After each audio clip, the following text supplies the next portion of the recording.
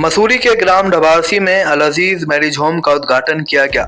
इस अवसर पर प्रधान पद के प्रत्याशी हसन चौधरी ने कहा कि अल अजीज मैरिज होम बेटियों की शादियों में फ्री मिलेगा। इसके साथ ही बेटियों को 11,000 रुपए कन्यादान के रूप में भी दिए जाएंगे। हसन चौधरी ने कहा कि मैं ग्राम ढबारसी के लोगों की सेवा नेता बनकर नहीं बेटा बनकर करना चाहता हूं। उन्होंने कहा ग्राम ढबारसी में बेटियों के लिए एक इंटर कॉलेज बने और ग्राम वासियों के लिए एक हॉस्पिटल भी ग्राम ढबारसी में बने। इन्हीं मुद्दों को लेकर मैं प्रधानी का चुनाव लड़ूंगा। प्रधान प्रत्याशी ने कहा कि एक ग्राम के प्रधान का कर्तव्य होता है कि वे अपने ग्राम का विकास करे। सबसे पहले ग्राम में इंटर कॉलेज के लिए काम करूंगा। अगर ग्राम वालों ने मुझे प्रधान के रूप में अपना आशीर्वाद दिया तो आने वाले समय में ग्राम ढबारसी में चहुमुखी विकास होगा। आज हसन जी उद्घाटन हुआ है, अपने माध्यम से उद्घाटन हुआ है। ये हमने अपने दादाजी के नाम से एक मैरिज होम बनाया है जो ग्राम वासियों के लिए मुफ्त रहेगा, फ्री रहेगा। जो गरीब कन्या हमारे गांव में जैसे अभी शादी करती हैं कोई भी परिवार, तो उनके लिए ये हमने फ्री में अपने दादाजी की याद में बनाया है। और जो भी हमारे यहाँ इसमें फार्म हाउस में शादी करेंगे उनके लिए हम 11,000 रुपए कन्यादान भी देंगे इसके साथ। तो ये प्रेरणा आपको कैसे मिली कि भाई मुफ्त, आज के जमाने में कोई मुफ्त? देखिए, एक प्रोग्राम में हम लोग गए हुए थे तो उन्होंने बड़ा छोटा सा उनका घर था बेचारों का, बड़े गरीब परिवार से थे वो लोग। तो उनके यहाँ एक प्रोग्राम, छोटा कमरे में एक में प्रोग्राम था, तो वहाँ सब कुछ उथल पुथल जब मैंने वहाँ देखा तो मेरे मन में ये आया कि क्यों ना एक ऐसा छोटी जगह में एक बना दिया जाए जिससे गरीब लोगों को आने वाले समय में उनको इस चीज की दिक्कत ना हो। जैसे आज परिवार घरों में जगह होती नहीं है, आपको भी पता है, कम जगह होने के कारण मैंने ये जगह अपनी उससे करके और ये गाँव वालों के लिए फ्री कर दिया। कितने लोगों की गैदरिंग है इस फार्म हाउस में? इसमें लगभग मेरा मानना है कि 2,000 लोगों की प्रोग्रामिंग हो जाएगी, गैदरिंग हो जाएगी आराम से। चुनावी माहौल भी हम गाँव में देख रहे हैं, चुनावी माहौल भी है। चुनाव को लेकर क्या कुछ कहेंगे? आपकी भी जगह जगह पोस्टर लगे हुए। जी। चुनाव के लिए मैं ग्रामवासियों से अपील करूंगा कि इस बार देखिए 30 साल 50 साल से चुनाव तो हर बार ही होता है और मेरा गांव भी हर बार वोट दे रहा है।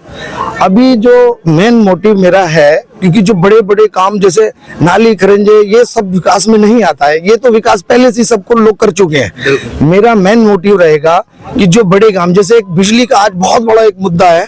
बिजली का मतलब आप देखिए, सोलर पैनल सरकार बार बार कह रही है कि घर घर सोलर, ये मुफ्त में हो सकती है बिजली, और हम लोग उसी पैटर्न पे काम कर रहे हैं। मैंने एक मैनिफेस्टो अपना तैयार किया है जो गारंटी कार्ड के रूप में मैं गांव को देने जा रहा हूं, और उस गारंटी कार्ड में मैंने साफ सारी चीजें जो मैं करूंगा गांव के लिए वो मैंने लिखा है। जैसे स्ट्रीट लाइटें हो गई, खेल ग्राउंड हो गया। सबसे बड़ी जो मेरी डिमांड है, आज मेरी बहन बेटियां जो है हाई स्कूल के बाद में, देखिए कोई भी हम लोग पढ़ा ही नहीं पा रहे बच्चों को, क्योंकि हमारे यहाँ इंटर कॉलेज का बहुत बड़ा एक मसला है कि इंटर कॉलेज यहाँ नहीं है। तो मैं सबसे पहले सरकार से डिमांड करूंगा, अगर मुझे गांव ने प्यार दिया और मैं प्रधान या सरपंच गांव ने मुझे बनाया, और सबसे पहली मेरी डिमांड रहेगी मैं यहाँ इंटर कॉलेज लाऊं। एक छोटा महिलाओं के लिए हॉस्पिटल की बहुत बड़ी आज दिक्कत है, हॉस्पिटल नहीं है। आप देख रहे हो हमारे यूपी में, आजमगढ़ भी यूपी में ही आता है, वहां से असलम प्रधान है। क्यों नहीं सचिवालय हमारे यहाँ बन सकता? क्यों नहीं हम लोग मतलब जो है जो काम बाकी पंचायतों में हो सकते हैं हमारे यहाँ क्यों नहीं हो सकते? वो छोटे से गाँव 3200 वोटों के गाँव है, उनमें आप जाके देखिए कितनी सफाई व्यवस्था बढ़िया होती है। हमारे यहाँ नालियां सब टूटी पड़ी है, खरंजे सब खराब है, आरसीसी कोई चलने को तैयार नहीं है। भ्रष्टाचार में लिप्त होकर के जो है सड़कें बनती हैं, टूट जाती है, 6 महीने भी सड़कें नहीं चल रही। तो मैं इन सब को लेके अभी जो है पंचायत में आया हूँ, और अगर मुझे गांव ने प्यार दिया, आशीर्वाद दिया, तो इंशाल्लाह मैं अपना काम गांव को करके दिखाऊंगा। और करना भी मुझे ऐसे है कि ग्राम पंचायत की जो भी योजनाएं बनेंगी, जो भी कार्य योजना बनेगी, वो मैं जनता के बीच में बैठ के बनाऊंगा। बंद कमरों में कोई योजना नहीं बनने दूंगा अब, क्योंकि पहले से 30 साल से मैं देख रहा हूँ मेरे गांव में जो प्रधान रहे अब तक, उन्होंने 30 साल से बंद कमरों में जो बैठ करके मतलब पंचायत बनाई है, तो वो कार्य योजना जनता के बीच में बनेगी, और सड़क पे कार्य योजना बना करके सरकार से ला करके उसको गाँव में जनता के बीच में लगाने का काम मैं करूंगा। SIR फार्म भरे जा रहे हैं जी, SIR में देखिए, SIR को बहुत सीरियस लेना चाहिए हम लोगों को। मैंने 4 बार पहले भी अपील की है कि सरकार द्वारा जो SIR किया जा रहा है उसको हम लोगों को बहुत सीरियसली लेने की जरूरत है। और जरूरत इसलिए है क्योंकि मुझे जहां तक लगता है, जो बात अधिकारियों से भी अभी होती है, ये एक NPR के रूप में भी काम करेगा।